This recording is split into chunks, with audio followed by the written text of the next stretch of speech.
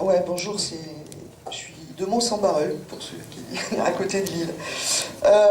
Alors moi, c'est pas tout à fait une question, c'est peut-être plus aussi un témoignage un peu complémentaire, puisque d'un secteur extrêmement différent, je travaille à Pôle emploi. Je suis syndicaliste depuis longtemps, etc. Bon, bref.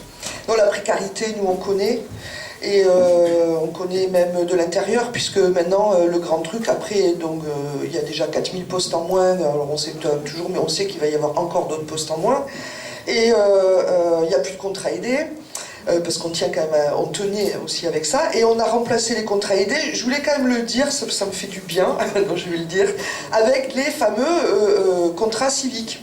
Alors voilà, donc maintenant, ce qu'on propose à notre jeunesse, mais c'est engagez-vous, soyez dans l'humanitaire, ça me fait mourir de rire, et donc Pôle emploi, on en a, je sais plus, 5000, même peut-être plus, enfin c'est vraiment très très important, et on a des agences, donc, dans le Nord en particulier, parce que c'est là qu'il y en a le plus, qui peut avoir 7 à 8 contrats civiques, et la première personne donc voit un demandeur d'emploi qui arrive à Pôle emploi, et ben c'est un petit jeune, un contrat civique, qui est censé l'aider pour s'inscrire sur les bornes digitales.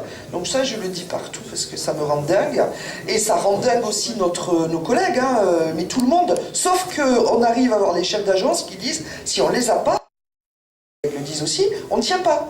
Voilà. Donc ça veut dire aujourd'hui, on a un système d'accueil qui repose là-dessus.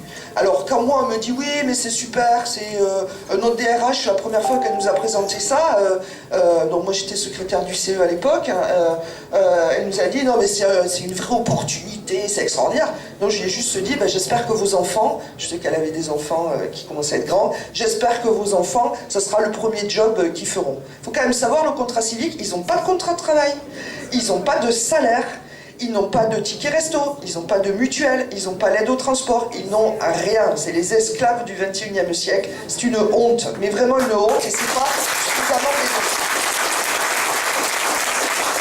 Moi, en tout cas, je veux pas que mes gosses ils démarrent leur vie professionnelle par ça. Mais c'est pour vous dire, la précarité, et la grande précarité, eh ben, elle est aussi à l'intérieur de ceux qui sont censés aider déjà les précaires. Alors, vous imaginez. Ce que je voulais dire, alors le RSA, l'offre raisonnable d'emploi, ça je vous l'ai dit aussi, bon ça fait des années que ça existe, hein, mais déjà pour proposer 2 offres d'emploi, alors déjà offre raisonnable, on ne sait pas ce que c'est, personne n'a la définition, mais alors en plus pour qu'on en propose 2, il va falloir se lever de bonne heure, hein, parce que déjà on voudrait bien les avoir. La majorité des offres, alors je ne suis pas venu avec les chiffres, j'aurais dû, mais des offres précaires, il n'y a que ça, enfin c'est ça quand même la grande majorité des offres. Et effectivement, on comprend bien qu'il y a des gens qui les refusent, mais c'est pas vrai en plus, les gens ils les refusent pas. Enfin, c'est ça qui est terrible, quoi, de penser ça. De toute façon, alors ils sont sur des 300 000, 500 000 offres d'emploi non pourvues. Ouais, d'accord, mais enfin plus de 3 millions de chômeurs quand même. Hein. Donc même si si elles sont toutes pourvues, à un instant T, 3 millions moins de 300 000, il en reste quand même encore un certain nombre au chômage. Donc ils arrêtent de nous bassiner avec ce truc-là. J'avais noté bon, la précarité, voilà. Alors, et le dernier truc, la dernière insulte qu'on a, nous on l'a vraiment reçue en tant qu'accompagnateur de personnes en recherche d'emploi, la phrase de Macron sur « vous avez qu'à traverser la rue, moi je vais vous en trouver du boulot ». Ça veut dire quoi? Bon, c'est tout, on n'a qu'à... Enfin, c'est terminé, quoi. Vous traversez. Donc, c'est la grande blague, vous imaginez comment ça peut se décliner chez nous voilà. Et comment on va en prendre plein la gueule, y compris par les demandeurs d'emploi qui, dans leurs grandes difficultés, n'ont pas toujours le discernement nécessaire. Et les premières lignes, c'est Pôle emploi qui reçoit encore du public que le matin, hein, parce que l'après-midi, il faut prendre rendez-vous. Parce qu'on a fermé aussi, hein, parce que franchement, recevoir les gens toute la journée, ça n'avait pas d'intérêt. Il faut responsabiliser, il faut éduquer les chômeurs, il faut les rendre responsables de leur recherche d'emploi. Et évidemment, là, ce qui ressort, c'est le spectre de « quand on veut, on peut », à travers la phrase de Macron, hein, il suffit de traverser la rue, et donc vous êtes responsable de votre propre situation de chômage. Et donc tout ce qu'on vient de dire, le CAC 40, les sous-traitants, etc., tout ça pour eux, voilà, c'est...